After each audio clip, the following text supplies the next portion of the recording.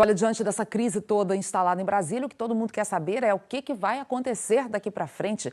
Vamos entender em detalhes alguns dos possíveis cenários. Olha, algumas hipóteses em que o cargo de presidente ficaria vago. Primeiro, se Michel Temer renunciar, se ele for afastado num processo de impeachment ou se o Tribunal Superior Eleitoral cassar a chapa Dilma Temer, esse processo também que já acontecia. Ainda uma outra possibilidade dele ser afastado por ser processado criminalmente direto no STF. A gente vai detalhar essa outra hipótese já. Agora, no caso do cargo ficar vago, quem assume a presidência é o presidente da Câmara, Rodrigo Maia, mas assume interinamente, porque como o atual mandato começou lá em 2015 com a presidente Dilma, já está na segunda metade. Então, nesse caso, o Congresso teria 30 dias para escolher o novo presidente numa eleição indireta. Nesse caso aqui, os eleitores são os 513 deputados e os 81 senadores.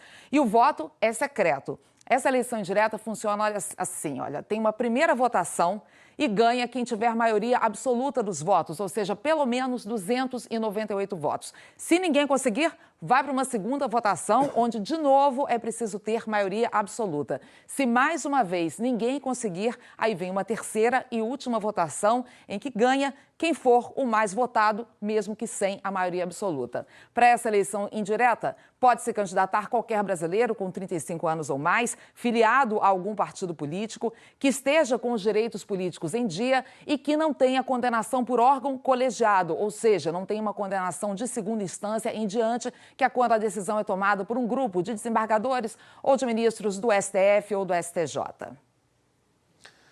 Bom, há ainda a hipótese de afastamento do presidente da República caso ele seja processado na esfera penal no STF por crime cometido durante o mandato. E a Câmara dos Deputados teria que aprovar o pedido de abertura de processo penal. Vamos falar em São Paulo com o Rodrigo Bocardi, porque nós ouvimos alguns juristas sobre esta hipótese, né, Rodrigo? Bom dia. Oi, Chico. Bom dia para você, Ana. Bom dia a todos. O que determina essa possibilidade aí do presidente ser alvo de um processo penal é se o fato que originou a ação, ou que ele viria a originar a ação, teria ocorrido ou ocorreu antes, durante o exercício do mandato. Antes ou durante. Vamos ouvir a explicação do jurista Oscar Vilhena. O presidente ele tem um foro por prerrogativa de função. Quando o crime for comum, esse foro será o Supremo Tribunal Federal. Quando o crime for de responsabilidade, esse foro é o Senado Federal. O que acontece, o que está se discutindo, é a ideia de que o presidente não pode ser objeto de uma ação judicial, de um processo, né, que seja alheia ao exercício da função presidencial. Então, se isso tivesse ocorrido antes dele assumir a presidência, ele não poderia ser processado, né? Ocorrendo dentro do seu mandato, né, que aparentemente é o que ocorreu, então aí a questão é a autorização para que ele seja processado. Essa autorização depende da Câmara dos Deputados. O professor Oscar Vilhena também falou da possibilidade de uma emenda constitucional para a realização de uma eleição direta. No caso de ocorrer uma eventual término do mandato, por qualquer que seja o caminho, né, a possibilidade de uma emenda à Constituição para que se tenha uma eleição direta também não pode ser descartada. Ou seja, esse não é o caminho que hoje a Constituição oferece. Mas isso não significa que numa situação de crise você não possa fazer uma mudança desde que ela seja feita corretamente dentro dos procedimentos. Estão aí, então, colocadas as possibilidades sobre possíveis desfechos desta crise. Chico e Ana. A delação dos irmãos Batista teve repercussão imediata no mercado financeiro. A Bolsa de Valores de Nova York já estava fechada quando a notícia saiu. Mas hoje, no pré-mercado, os recibos de ações de empresas brasileiras registram fortes quedas. A notícia das gravações também está nas manchetes dos principais jornais do mundo inteiro. O New York Times diz: presidente brasileiro endossa propinas de empresário em fita secreta. Washington Post: líder brasileiro nega relato de que apoiou o pagamento de propina para ex-deputado. Agência Bloomberg: Brasil mergulha de novo na crise política enquanto mercados se preparam. Wall Street Journal: oposição brasileira pede a renúncia do presidente depois de alegação de suborno. O Clarim trouxe a manchete: corrupção no Brasil. gravam Michel Temer garantindo suborno a um aliado-chave do governo. É isso, Chico, Ana Paula. Obrigada, Alain. Até já. O governo está administrando toda essa crise, ou tentando administrar. A Gioconda Brasil está no Palácio do Planalto para trazer informações sobre isso. Gioconda, bom dia.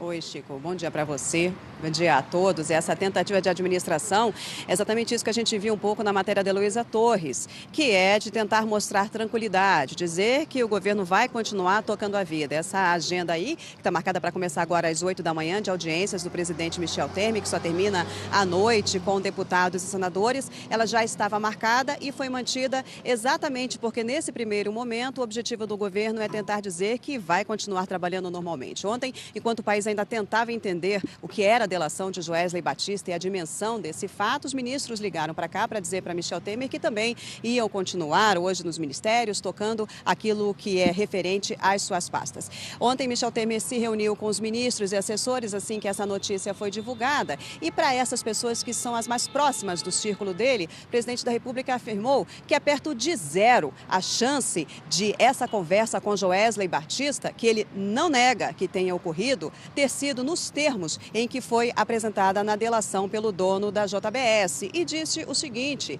que se existe a gravação, que se coloque na rua essa gravação, para que se veja o contexto dessa conversa. Isso é Michel Temer falando para seus assessores, dizendo que ele não tem nada com os fatos relacionados na delação de Joesley Batista. Então, esse é o primeiro momento do governo de tentar mostrar normalidade, mas aqui o que a gente sente e vê no Palácio do Planalto é diferenças em relação à rotina, por exemplo, vou pedir para o nosso repórter cinematográfico Edgar Andrade mostrar esse portão aqui em frente ao Palácio do Planalto, que sempre está aberto todos os dias para a entrada dos carros. Hoje está fechada. Também a polícia do Exército aqui de prontidão e também os seguranças do Palácio do Planalto aqui em número muito maior do que o normal para reforçar essa segurança do Palácio Presidencial.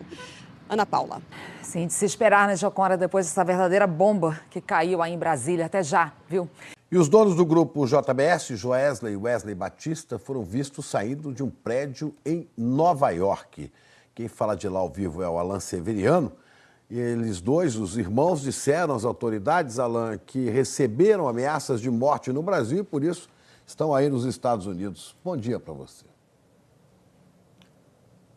Bom dia, Chico. Bom dia, Ana. Bom dia a todos. É isso. Joesley e Wesley Batista receberam autorização da Justiça para sair do Brasil depois que relataram essas ameaças.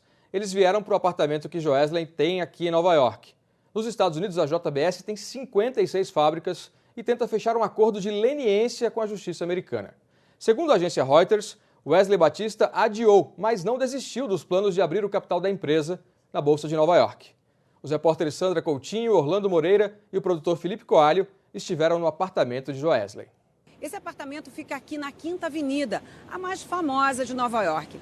Nós viemos até o endereço dele. Primeiro fomos informados pelo porteiro que Joesley tinha saído do apartamento levando algumas malas. Em seguida, fomos autorizados a subir até o andar onde fica esse apartamento. Tocamos a campainha, a porta chegou a se abrir e se fechou rapidamente. Depois, nós tentamos várias vezes novamente tocar a campainha, falar com alguém que estivesse dentro do apartamento. Nós ouvimos vozes e vimos que havia movimento dentro do apartamento, mas não conseguimos que ninguém viesse falar conosco. Por isso, nós não podemos afirmar que Wesley ou Joesley Batista estejam dentro desse apartamento, mas sabemos que esse apartamento está ocupado. O deputado Rodrigo Rocha Loures, do PMDB do Paraná, que foi citado também nas gravações, estava aqui em Nova York ontem também.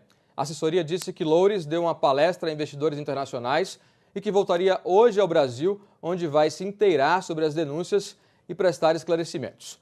Chico e Ana, nós ligamos para o deputado várias vezes, mas ele não atendeu. E procuradores da Força Tarefa da Operação Lava Jato em Curitiba repercutiram em redes sociais as notícias da delação da JBS. Vamos ver? O coordenador da Lava Jato, Deltan Dallagnol, afirmou que a reforma prioritária a ser feita é a anticorrupção. Outro procurador, Carlos Fernando dos Santos, disse que enquanto diziam que a Lava Jato era contra um partido ou outro, a Procuradoria se manteve firme na tarefa de revelar a corrupção político-partidária. Ele disse aí também que não se pode aceitar a ideia de que as investigações precisam ser encerradas em troca de uma recuperação econômica.